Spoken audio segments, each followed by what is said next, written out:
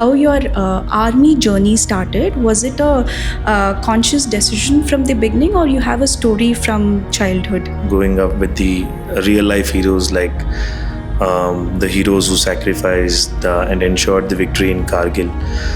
Maybe after 10 years of service, I'll come back and join my family because I'm the only son. Coming from an army background and then into your entrepreneurial journey. In an altogether different environment. And when you come out here, things are very different and they are very dynamic. Yes. So it was not very easy. Welcome to the episode of High on Why. We are diving into the story that bridges the extremes. Our guest, Captain Akshay Rajpurohit, retired. He has served in highest battlefields and also led critical missions in Jammu. And now he has started his entrepreneurial journey and he's building an IT hardware brand with the same discipline and purpose. Let's hear more from him in this podcast. Welcome, Akshay. Welcome to our show. Thank you so much, Sukita. Thank you for inviting me. To understand how your army journey started, was it a conscious decision from the beginning, or you have a story from childhood? Growing up, we 90s kids, we grew up with the stories of the Kargil victory and all those things, following up by the Lakshya movie. So coming from a business family, all these movies had inspired me a lot. Growing up with the real life heroes like the heroes who sacrificed and ensured the victory in Kargil. And then there was a gap, and in my early college days, I joined NCC. So that is when these dreams they became very strong, and that is when I decided that no matter what, I'm going to give it a try. And whether I'm selected or not is secondary. Whether my parents allow me or not is secondary. But I'm definitely going to pursue this. Okay. So even before starting about your journey, I'm sure there is a lot of experiences you have had. So before that, I wanted to ask you, now you are an entrepreneur. Yes. Right? So how is that your journey started from an army officer now to being an entrepreneur? So how did you take that decision? If you see, actually, army was kind of a detour because I come from a business family. So the business is generational. I had joined army as a short service commissioned officer because I always had in mind that maybe after 10 years of service, I'll come back and join my family because I'm the only son. Okay. And I had to take care of family. And because of eventualities, I had to take a shorter service duration, and I had to take a release, opt for a release in 5 years of service. So owing to my father's bad health. Okay. So that was the plan always. Okay, so that decision was there from the beginning for you. Yes. So the youth, the young age of mine to be given to the country, and later on to the family and business and all those things. Okay. I'm sure it's your family business. Your father also had this business from past 30 years. Yes. My father is in the same line of business. But then for you to, take up that business going forward, taking his footsteps, it wouldn't have been that easy, right? Coming from an army background and then into your entrepreneurial journey, right? So what were the major challenges you had faced in your initial days? So in the army, you're in an altogether different environment. And when you come out here, things are very different and they are very dynamic. Yes. So it was not very easy. And on top of that, my father had already built a legacy. Being in the industry for 30 years, people knew him. And coming out of a background that is non-commercial, completely service-based, Yes. where you're kind of selfless, to an environment where you have to change a lot. It's a complete paradigm shift. Yes, 180-degree turn for you. It was not easy at all, but since the upbringing that I had, and most of my cousins, family members are into the business. So there was a lot of learning from them because they are in this line already working. So it took time, and I cannot tell you that I am fully adjusted now, but I'm better than Yeah, what I'm I was sure earlier. it's a learning process. Entrepreneur journey is a learning process, and also the difficulty is where the legacy where your father has already built, and to maintain that, obviously, it's a lot of more other challenges have added to it, right? Yes. Okay, so coming to your army journey, you had served in Gwalior, then in Siachen, right? So, can you tell me about your experiences in those intense postings, and also Jammu? Yes. So Gwalior was a peace station. It was a very good uh, city where we were in, and it's pretty much about preparing and practicing all those things. Moving out to Siachen was real business because you are bang on the line of control, right in Yes. front of the enemy, and enemy is one challenge, adverse weather is another. So it's not at all easy, and there is no certainty of life.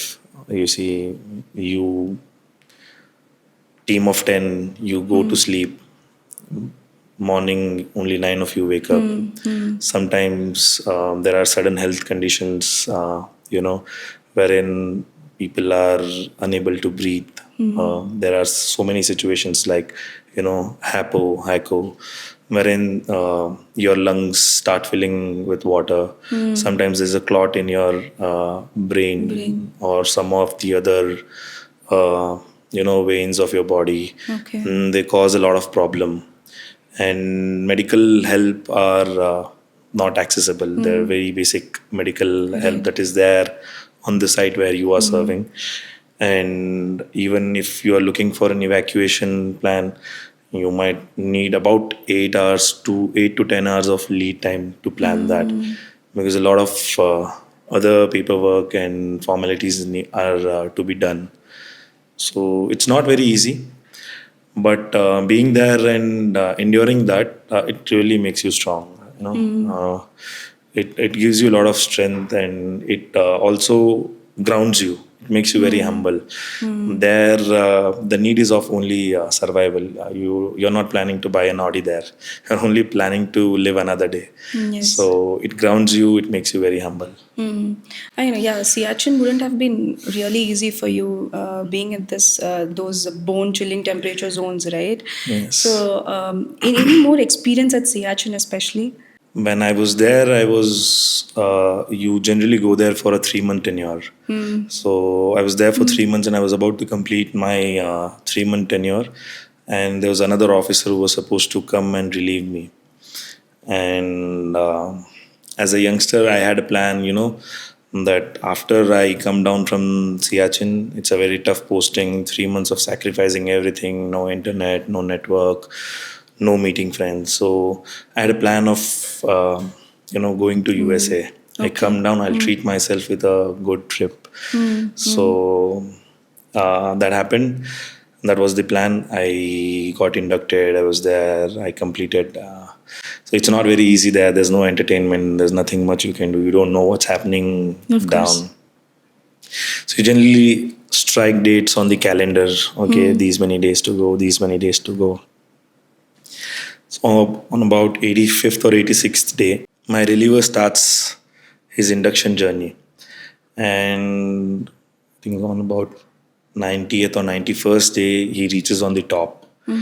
And you stay together for about 48 hours, wherein you're handing over all the stores, weapons, all the control stores and non-control stores that you have on the post. You also familiarize them with the area. What are the enemy posts around? What's around here and what is what? Okay. So after about 24 hours of our staying together, I think 48 hours of us staying together, the officer who was supposed to relieve me was senior to me. He starts facing difficulty in breathing. Okay. So it's about midnight. And at about 4, we see that there's a lot of difficulty, and it's a 50-50 situation. at present. Okay. There's a mixed call. There is a nursing assistant who says he might improve or he might deteriorate from here. Okay. So, and 6:30 or 7, I am supposed to de-induct from there. I'm supposed to leave the post. The moment I leave the post, anything goes wrong, there's no one to take call because I was the in charge of the post, and this another officer, senior of mine, was supposed to be the in charge from here on.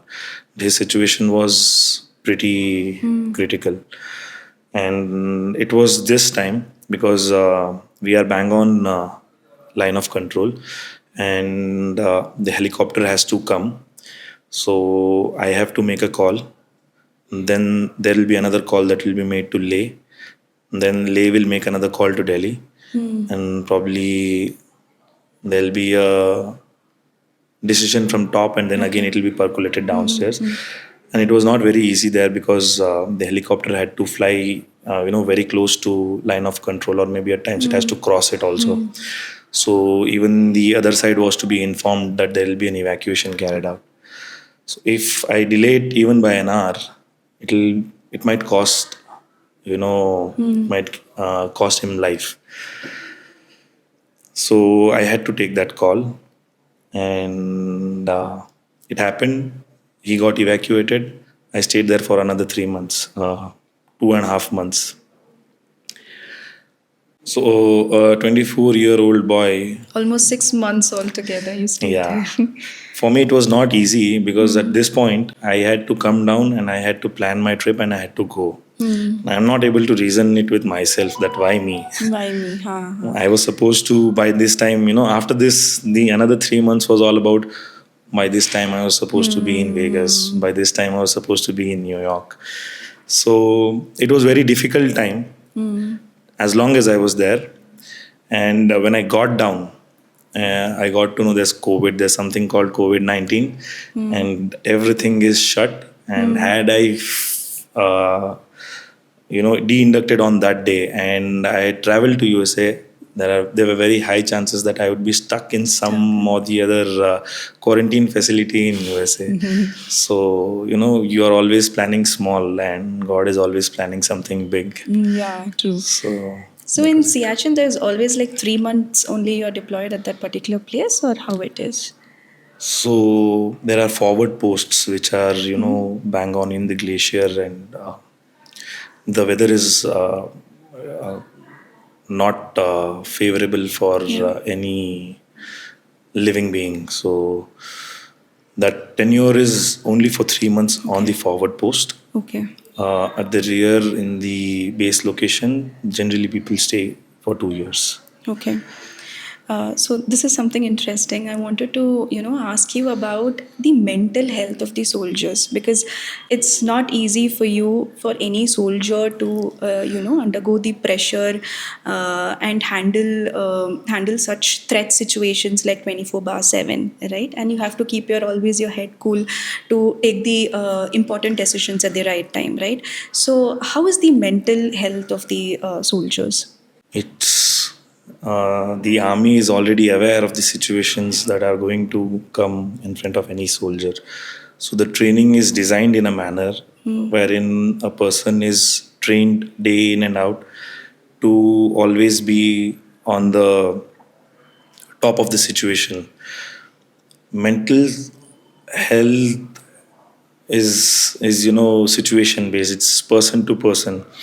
There are some challenges that a person is facing at the family end, and the profession is full of challenges. So for a new soldier who just joins, it might be overwhelming, but with the time and the service, as they grow in their service, they handle the situation pretty well, because even the trainings are designed in a manner where they completely break the biorhythm. The person is trained to act and behave or react in a manner 24/7, round the clock, in any situation, no matter how fatigued he is, no matter how tired he is, or how depressed he is. So it's more of the muscle memory than the mental memory. Right. Psychologically and physically, you have to be, totally attentive like all the time. It's Yes, really yes. challenging. Now to say it is actually easy, but then to actually experience it on the front, it's not easy at all, right? We don't see it that way actually, because it's become a routine. The way it is routine for you to come to the office, sit in front of the camera, ask questions, just like that for all the soldiers. Right, right. Okay. So you have started your entrepreneurial journey, right? So right now, many talk about the hustle and the 24/7 working towards being an entrepreneur, right? So you have been into more discipline play. You have come from a very disciplined, high level end to enter into this journey, right? So how does this helps you into your entrepreneurial journey? In my early days, I was part of a few communities. I used to meet some of my clients. So, suppose you've called me at 10. So, I've planned my day accordingly. I've started, probably if it's a 1 hour journey, I start by 8:45, I reach by 9:45, 9:50. I was praised for that. And it was a big surprise to me. Yes. Oh, I had asked for a meeting at 10 and you're here at 10. Okay, no, that's not what Yeah. people generally do. They come by 10:30 or 11. Or suppose on some day I'm not able to reach there by 10, so I might call you up. Hi Sukita, there's some issue, so I'm running a little late. I might reach, half an hour late, or I might take another 1 hour. So that's how we The are. discipline, the time punctuality, obviously, it So, comes from the training, I guess. so that's how we are trained, and Yes. it's not nothing new. If you go to any army establishment, that is how people are. Right time, right place, right rig. So right rig is right dress. So, and it's a very basic, and no one even gives a thought to it. It just happens to them because they are trained that way. So coming out here, I was praised for that, and it was a big surprise for me. And somewhere we also organize our time really well. We understand how much time, or how much time I need to dedicate to a particular task, and then I move on. Or we start planning things well in ahead. We don't run by surprise. That was something, people were surprised, and I didn't even realize that I had those qualities in me until people started telling me. Okay. Yes. Okay. Okay. So you are now building a trustworthy IT hardware solutions, right, in tier 2 and tier 3 cities, right? So how is that? So what drives you to take on that? Something my father had told me when I was planning to join army. He had mentioned that to serve the country, it's not necessary that you wear a uniform and hold a weapon. And that's when he was trying to convince me not to join the army. And he says, what I am doing is also service to nation. I am employing people. I am paying taxes. I am also contributing towards building the nation. So when I came out, I had no clarity. I had to join my father's business. And when I was doing that, I had a thought that, what he had mentioned back then, Yeah. there can be something that, we can do right now with that. And Make in India is on its top. India is kind of becoming the manufacturing hub. So, and we've always been the technologically strong country. So Yes. using all these resources, if we put them together, we can build a brand that is of India. And India lives in two worlds. So you have metropolitan cities like Bangalore, Delhi, Mumbai, but that's not India entirely. There's a lot more to it. Yes. There's a very vast area, and there is a you know mm, a very bigger ambitious population that is still living there Still. and dreaming of something big. So all those things in mind, I came up with this plan. So we are still at a planning stage. We're still Okay. working on it, and hopefully we'll come out with something really soon. Okay. So, coming back to your army life, you had mentioned that you were part of the crucial evacuations during those days, right? So, can you share any one of those moments you had undergone? The story that I had mentioned earlier about my senior. So I was not part of any evacuation team, but there were a couple of critical evacuations. So the call, you understand the timeline. You have about 6 to 8 hours. If I take a decision now, it would take about 8 hours. So though there is very basic medical facilities already available, still you have to take a call. You have to take a call keeping in mind that whatever you decide now, it would take about roughly about 6 hours. So this is when these evacuations were planned. So luckily back then I was able to think in that manner and Take a decision take a regarding decision that. accordingly. Okay. Yes. So, as a ex-army officer, you know what happens at the borders, right? So, what is your viewpoint today on the India-Pakistan dispute? How do you view that India-Pakistan dispute today is regarding the Pahalgam attack, regarding the Operation Sindoor we took it? So, what is your view from here? about Operation Sindoor, is it? Yeah, generally about the dispute going on between India and Pakistan. So, Pakistan is very disturbed nation. They don't have. They have only one clarity that they just want some kind of unrest going on. So they did something in Punjab, did not succeed. Then they started militancy in the valley, and they are going on with it. And there was some time when there was complete silence in the valley. There was nothing happening. And then for about last 1 year, there were some or the other incidents happening here and there. So maybe they were kind of always, planning to trigger India to react in some or the other way. So, but when they saw there's no, reaction or response coming from India, that's when maybe they took a call on, you know, provoking India by attacking the tourists, because they've never done that in Valley, at least. They might have done it in 2611 or Parliament attacks. So they attack tourists or they attack innocent people down in the other parts of the country, but never in the valley, Yeah. not evidently. So this time maybe they were trying to provoke India to create a warlike situation, maybe some reasons, I don't know. But India's response lately in last decade has been very strong. We've always responded, with clarity that if you do or if you create any nuisance around here, we're not going to tolerate it. So Operation Sindoor was kind of a move where we not only tested our indigenous weapons, also the other systems that we had procured from other countries. We also gave out a loud message to the country that, what we are about and what we are capable of. All right.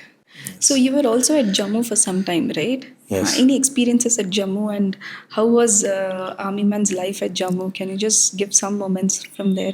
Oh, Jammu is a beautiful city. It's a Yeah. good place. I was not in the Jammu town per se. I was little south of it, and it was a very good experience. But again, there is a counterinsurgency and counter terrorist operations are on, and you have to always be on alert. And in that region, the situation is completely different. It's not what it is like, bang on the border, because you are in a populated area. So you have to, you are in a hybrid kind of situation. It's not exact war situation, but there's not peace exactly. So, and you are also very close to Pakistan, though you are around international boundary, but you are very close to Pakistan. So anything happening in any, region of the border, you are also affected. So you have to be on, alert always. That's it. Otherwise, it's a very beautiful place. Yeah, I'm sure we keep hearing about, and we also keep seeing in the movies and things like that. It's a very beautiful place, but I Yes. think after the Pahalgam attack, I don't know how far people will step in and go to see that. But definitely, people should go and see. Yes. Yes. There's a lot of talk about the social media giving the misinformation about this conflict which had happened between the India Pakistan, right? So what is that you would like to tell the young people about how such media information should be taken? It's not only for youngsters, it's for Yeah. every Indian or everyone who uses social media. Social media is merely a tool, and it's completely up to you how you use it. And using it, I just believe that they have to be very responsible on whom they are following and what kind of content they are consuming, because eventually it is the people who are there, it is the government who is planning everything or handling the situation. It is for them to give out the outcome or the information that is happening on the ground zero. And what we are seeing on social media might be sometimes fake, and sometimes might be the actual footage of the situation, but misinterpretation of it again, not giving the right information or complete information of what's happening on ground. So maybe we can be responsible around believing or consuming any content that we do. Right. Thank you. Okay, so before we, wrap it up. One second. Before we wrap it up, there are few rapid fire questions. You can give it in a line, not a one word, in a line sentence. Right? Okay. Best army meal you miss the most right now. Best Best army meal you miss the most now. puri and aloo ki sabzi. One piece of army gear you still have it with you. My shoes, all the pairs of shoes. Okay. Your favorite Indian startup founder. There are a few, but at present, Mr. Dipinder Goyal of Zomato. A historical leader you admire him or her the most. Subhash Chandra Bose. Okay. One thing about the civilian life you think it's a bit slow. Sundays. Okay. Thank you so much. Thank you so Okay. much for sharing your experiences. It was very wonderful to know about your army experiences and then your entrepreneurial journey. Thank you so Okay. much. Thank you so much for inviting me and giving me a stage. It was Thank you so much. pleasure to have you here. Likewise.